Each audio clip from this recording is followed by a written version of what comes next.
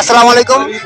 আমরা আছি এই মুহূর্তে সিরাজ শাহ মাজারের এখানে আছি আমরা এখন। তো এখানকার পাগলের কাহিনীগুলো দেখেন, যা আছে সব পাগল, কিন্তু আমরা একটু দেখতে আসি। এরগুলো আপনারা কিছু মনে করেন না, আমরা এখানে দেখতে আসি আজকে, এই প্রথম আসলাম।